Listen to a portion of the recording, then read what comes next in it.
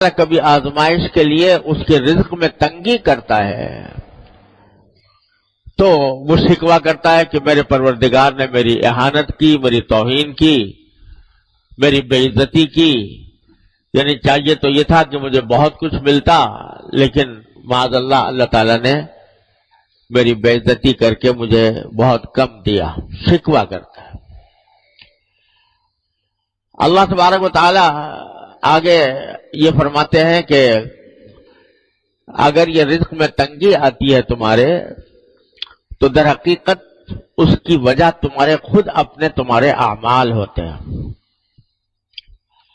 رزق میں تنگی کے دو مطلب ہیں.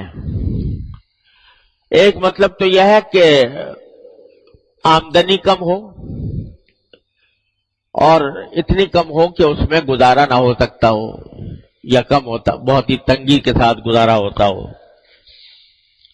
یہ بھی رزق کی تنگی کی ایک شکل ہے. اور دوسری رزق کی تنگی کی شکل یہ ہے کہ آمدنی دیکھنے میں تو بہت ہے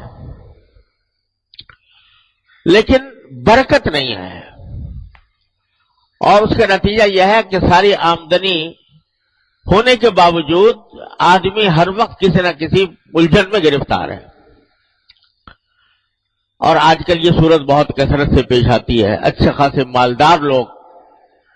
مالدار لوگوں کو جن کی آمدنیاں بہت زیادہ ہیں، ان کو بھی یہ شکوہ کرتے سنا کہ پتہ نہیں کہاں سے پیسہ آتا ہے، کہاں چلا جاتا ہے. اور نتیجہ یہ کہ پیسے کا اصل فائدہ تو یہ تھا کہ انسان کو راحت ملتی، انسان کو آرام ملتا، اطمینان سکون حاصل ہوتا، لیکن بجائے آرام اور اطمینان حاصل ہونے کے اس سے پریشانیوں میں اضافہ ہو رہا ہے. یہ ہے بے برکتی. آمدنی تو ہے مگر برکت والی نہیں ہے. اللہ تبارک و تعالی جب برکت عطا فرماتے ہیں تو تھوڑی آمدنی میں انسان کو سکون آرام مل جاتا ہے، راحت میسر آ جاتی ہے. اور اللہ بچائے اگر بے برکتی ہو تو لاکھوں کی اور کروڑوں کی آمدنی ہو، اس کے باوجود انسان پریشان ہی نظر آتا ہے. اور قرآن کریم نے ایک جگہ فرمایا کہ بعض اوقات انما یعذبہم بہا فی الحیات الدنیا، اللہ تعالیٰ اس مال کو ان کے لیے عذاب کا ذریعہ بنا دیتے ہیں دنیا ہی کے اندر. یعنی مال تو بہت ہے لیکن مال کی حصول میں، اس کی تلاش میں، اس کے جو سرگرداں ہیں، تو اس میں دن کا چین میسر ہے، نہ رات کا آرام میسر ہے، نہ بیوی بچوں کے ساتھ وقت گزار سکتے ہیں، نہ اپنے گھر والوں کے ساتھ اطمینان کے ساتھ بیٹھ سکتے ہیں. راحت میسر نہیں. پیسہ ہے مگر راحت نہیں. یہ بھی رزق کی تنگی کی ایک بدترین شکل ہے.